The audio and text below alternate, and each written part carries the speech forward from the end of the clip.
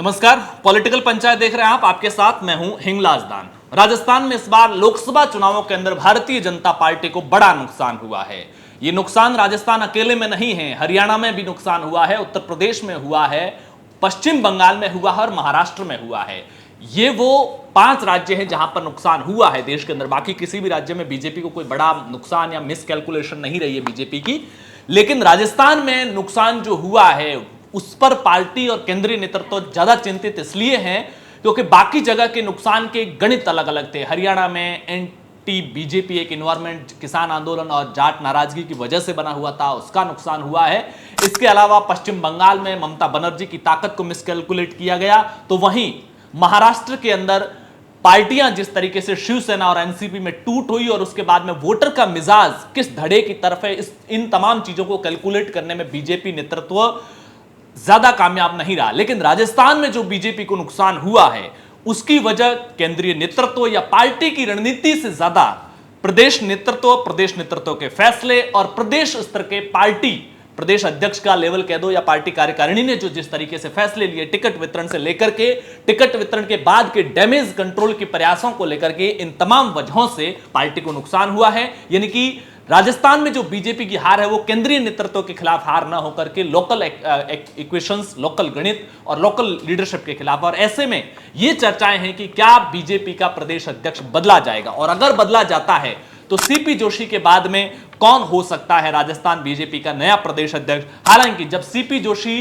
के प्रदेश अध्यक्ष रहते हुए राजस्थान में बीजेपी क्लियर मेजोरिटी के साथ में स्टेट गवर्नमेंट पर काबिज हुई थी, तब ऐसा लगा है कि सीपी जोशी को इसका तोहफा मिलेगा, केंद्र में मंत्री बनाए जाएंगे, लेकिन नहीं हुआ। लोकसभा चुनाव थे, लिहाजा उनको संगठन में यूज लिया गया, संगठन के तौर पर उन्होंने अपना काम किया। हालांकि चुनाव परिणामों के दौरान या वोटिंग के दौरान वो अपने एरिया से ज्यादा बाहर नहीं निकल पाए प्रदेश अध्यक्ष होने के बावजूद। अब न तो उनको केंद्रीय मंत्रिमंडल में जगह मिली है और पार्टी की हार की वजह से अगर चेहरे बदले जाते हैं नए समीकरणों को, क्योंकि राजस्थान में नजदीकी अगर जिन 5 सीटों से जो एमएलए थे वो एमपी बन गए, ऐसे में वो जो 5 विधानसभा की सीटें खाली हुई है वहां पर बाईपोल को छोड़ दें तो बड़े चुनाव नहीं है। लेकिन पंचायती राज के चुनाव अगले 1.5, 2, 2.5 सालों के अंदर होने हैं। पार्टी फिर से डीलिमिटेशन करेगी, पंचायती राज और नगर निकायों के परिसीमन फिर से किए जाएंगे और लोकल बॉडी में फिर से पार्टी बड़े स्तर पर काबिज होकर के जो ग्राउंड जीरो का जो संगठन है, संगठन के कार्यकर्ताओं को पंचायती राज और स्थानीय निकायों के जरिए सत्ता में हिस्सेदारी देते हुए पार्टी कमबैक के प्रयास करेगी, ताकि 2028 और 2029 में इस तरह का कोई बड़ा डेंट नहीं हो। ऐसे में नया प्रदेश अध्यक्ष कौन होगा? 5-6 नामों पर चर्चाएं चल रही है। पहला नाम मदन राठौड़ का। मदन राठौड़ वर्तमान में राज्यसभा के सांसद हैं, पाली के सुमेरपुर से रहने वाले हैं, 2 बार एमएलए रहे, इस बार टिकट कटा, नाराजगी हुई, ऐसा लगा वो चुनावी मैदान में निर्दलीय उतरेंगे या पाला बदलेंगे। कहा जाता है कि प्रधानमंत्री का उनके पास फोन आता है, वो शांत हो जाते हैं, संगठन के साथ काम में लगते हैं, विधानसभा के चुनाव में वहां से पार्टी को जितना भी ईमानदारी से काम कर सकते हैं किया और पार्टी ने इसका तोहफा दिया। उसके बाद जब राज्यसभा के चुनाव हुए तो उनको राज्यसभा सांसद बनाया गया। 2 बार एमएलए रह चुके हैं और पिछली जब वसुंधरा राजे सरकार थी तब उप मुख्य सचेतक थे। ऐसे में संगठनात्मक कौशल को देखते हुए, लंबा अनुभव देखते हुए उनको पार्टी प्रदेश अध्यक्ष बना सकती है और इसके जरिए पार्टी अपने जो एक बड़े मूल वोटर, राजपूत वोटर में जो एक, मैं अक्सर कहता हूं कि पिछले कुछ समय से भाजपा के भीतर एक घुटन सी महसूस कर रहा है, उसको फिर से पार्टी एक अलग तरह का संदेश देने का काम कर सकती है। लेकिन यहां एक नेगेटिव पॉइंट यह है कि अगर राजपूत चेहरे को प्रदेश अध्यक्ष बनाया जाता है तो जो जाट वोटर पूरी तरह से छिटक चुका है वो और ज्यादा छिटक सकता है। तो क्या बीजेपी ये रिस्क लेगी? भैरव सिंह शेखावत के दौर के वोट बैंक को वापस हासिल करने के लिए 2003 के दौर से जो जुड़ा जाट वोटर बड़ी तादाद में है उसको कॉम्प्रोमाइज क्या करने को पार्टी तैयार होगी, ये देखने वाली बात होगी। दूसरा चेहरा पाली से ही, जेतारण से एमएलए है, अविनाश गहलोत का नाम प्रदेश अध्यक्ष के दावेदारों में माना जा रहा है। उसके कई वजह है। अशोक गहलोत 3 बार के मुख्यमंत्री रहे हैं और कई बार जब पार्टी किसी छोटी कम्युनिटी से आने वाले, जिनका समाज का, जाति का वोटर बहुत कम तादाद में होता है, अगर उस समाज से आने वाले व्यक्ति को प्रदेश अध्यक्ष या किसी भी बड़े पद पर बिठाती है तो वैसी स्थितियों में दूसरी किसी जाति के नाराज होने की संभावनाएं कम है। ऐसे में अगर माली पार्टी का प्रदेश अध्यक्ष बनते हैं तो किसी भी दूसरी जाति विशेष में इस बात को लेकर बहुत ज्यादा नाराजगी नहीं हो सकती है। इससे पहले भी मदन लाल सैनी राजस्थान बीजेपी के प्रदेश अध्यक्ष रह चुके हैं। हालांकि उनके निधन के बाद में ही सतीश पूनिया को जिम्मेदारी दी गई थी।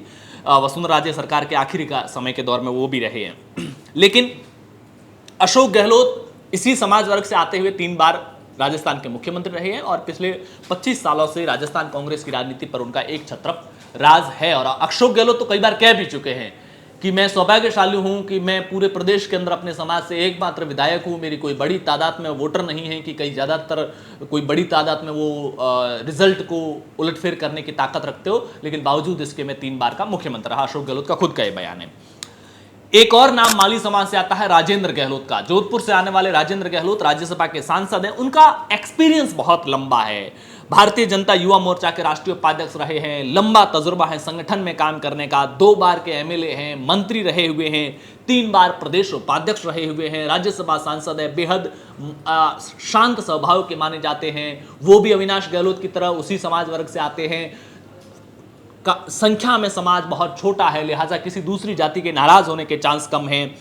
राजेंद्र गहलोत के बाद एक चेहरा जो पूर्वी राजस्थान, क्योंकि पूर्वी राजस्थान बीजेपी के लिए महत्वपूर्ण इसलिए है क्योंकि सचिन पायलट जिस तरीके से राजेश पायलट की पुण्यतिथि के मौके पर कार्यक्रम जो दौसा में हुआ और उसके अंदर जिस तरीके से भीड़ जुटी थी, जितने सांसद कांग्रेस के लगभग सारे जो नए जीते हुए सांसद, दर्जनों एमएलए, पूर्व एमएलए, मंत्री पहुंचे थे, ऐसा लग रहा है कि सचिन पायलट कमबैक कर सकते हैं कांग्रेस की मेन स्ट्रीम स्टेट लेवल की पॉलिटिक्स के अंदर। और अगर कमबैक होता है तो फिर गुर्जर सचिन पायलट के पीछे कांग्रेस की तरफ जाता है तो फिर मीणा वोटर को साधना होगा या फिर गुर्जर वोटर में डिवाइडेशन क्रिएट करना होगा। और इसके लिए नाम सामने आ रहा है अलका गुर्जर का। अलका गुर्जर वर्तमान में बीजेपी की राष्ट्रीय सचिव है, वो प्रदेश उपाध्यक्ष रह चुकी है। और अलका गुर्जर के जरिए 2 फायदे होंगे बीजेपी को। एक, पिछले कुछ समय से संगठन की अहम बैठकों में वो शामिल होती हुई, अहम चर्चाओं में शामिल होती है। बैठकें तो जाहिर सी बात है, जब किसी पद पर होगे तो आप उस लेवल की जब बैठक होती है तो उसमें शामिल होते हो। अहम चर्चाओं का भी हिस्सा रही है, लिहाजा ऑर्गेनाइजेशन की एक अच्छी समझ अब उनमें विकसित हो चुकी है उनके इतने तजुर्बे को देखते हुए। एक जो अहम बात है वो गुर्जर समाज से आती है, तो बीजेपी गुर्जर प्रदेश अध्यक्ष बना करके गुर्जर समाज का एक बड़ा हिस्सा अपने पक्ष में ले सकती है।